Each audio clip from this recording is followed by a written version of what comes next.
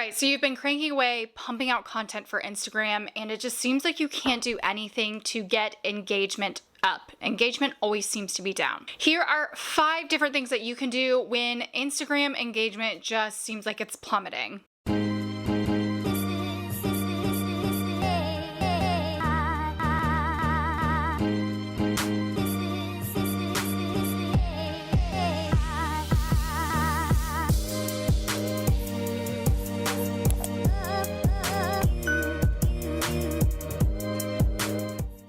Hey everyone, welcome back to my YouTube channel. My name is Amber Romero and I'm the owner of A Creative Co. and I am a social media content strategist for small business owners, content creators, and social media managers. Now today I'm going to give my top 5 tips and tricks to kind of help you through when it feels like Instagram is crumbling and falling apart, and when you feel like you're not getting enough likes and comments and engagement on your posts that you're spending so much effort and so much hard time working on. All right, so we're just gonna dive right in. Number 1, I'm just gonna throw this out there. This is the best way to get some engagement back on your account when engagement is really, really low. Now, you can do this all through Instagram. You can actually go into your insights and take a look at your top performing content within the last year. You can also if you use a scheduling tool, it can also tell you this, but listen, just go into Instagram. It's so much easier. And what you're gonna wanna do is take a look at your insights overall and determine what's most important to you.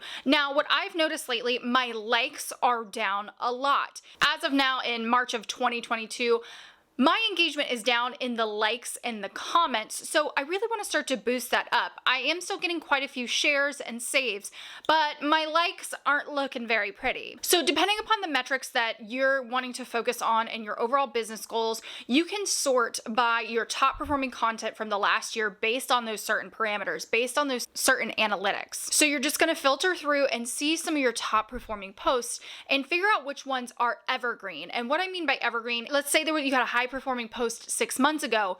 Is it going to make sense in today's world? Is it seasonal? Is it something that was timely? Or is it something that is truly evergreen and you can repurpose all year round? Now, for instance, this post right here, my girl boss post, this post always gets a ton of engagement. So what I would encourage you to do is take a post like this, since it is not seasonal, it is not timely, it is evergreen, and I can actually literally repost the exact same thing. I always like to go through the caption and see what parts of it are still relevant, tweak it, maybe add some new or different hashtags, maybe have my first couple of lines slightly different just to give people a different viewpoint. And again, when the last time I posted this, my audience was a lot smaller. So I'm gonna get new eyeballs on this content that they potentially haven't seen this yet. So again, this is a way to make sure we're not recreating the wheel. You're not having to go out of your way to create all this crazy content. And this is going to help you in one of 2 ways. Either A, it is going to be high performing again and re-boost up some engagement for you, or B, it isn't going to perform as high, and now you can know that, okay, that doesn't work for my content strategy. So we'll talk about that in the next couple of points, but it's going to help you maybe redefine your content strategy overall. All right, number 2. This one is simply polling your audience. And I know this one, again, feels a little weird, might feel a little icky, but literally going out, whether you're doing this in Instagram stories, in DMs, maybe you make a whole post about this, and really ask your audience what it is they're looking for on Instagram right now. I prefer to do something like a this or that type of poll using the poll sticker on Instagram stories. And you could say something like, hey, do you prefer for me to deliver educational content with reels or with carousels? You know, you could do this and spin this in all kinds of different ways. Do you like to see my screenshotted tweet post, or would you prefer to see something heavily designed and have a quote post that way? This is a good way to start to ask your audience what they want, and you can deliver exactly what they're asking for. You can do this by using the question sticker. You can do this by having conversations in the DMs. You can go through some of your comment section and see what people are asking for, see what questions they're asking. If you're like, hey, can you give me an example of X, Y, and Z? If they left that on your last post, that's a piece of content that people are asking you for. All right, number 3, experimenting with new content or new platforms. I briefly kind of mentioned this in tip number 1, but what you can start to see is, okay, maybe you might analyze and see that my content just isn't working. There's something that's kind of flopping. Maybe carousels used to be your thing and now your reels are starting to pop off. So now it's time, if you notice that your engagement is low, start to switch up the type of content that you're posting, the length of content that you're posting. Maybe you prefer shorter captions with an educational carousel. Instead, have a fun meme or a fun image or a fun graphic and have that educational content in a micro blog post throughout the caption.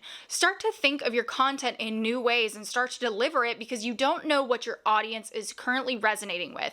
Clearly, something is going on with engagement, whether it's all over Instagram or whether it's your specific audience. You need to start to switch things up when it feels a bit stagnant. For example, my carousels, anytime I'd post in educational carousels, they would always be some of my most top performing content. And while, yes, they still get good traction and engagement, I can take that same exact concept that I would post in a carousel, and to be honest, carousels take a crap ton of time, and instead create it in a 30-second reel and it'll perform much higher for me. Again, I'm not recreating the wheel here. I'm just experimenting with different types of content. Now, and in the same sense, if you are noticing that your Instagram engagement is down, the immediate response for most people, including your followers, is to jump to another platform. So now might be a fun time to start experimenting on Twitter, experimenting on TikTok. And, while that might not solve the Instagram engagement problem, you're going to want to understand that human behavior is more important than the algorithm.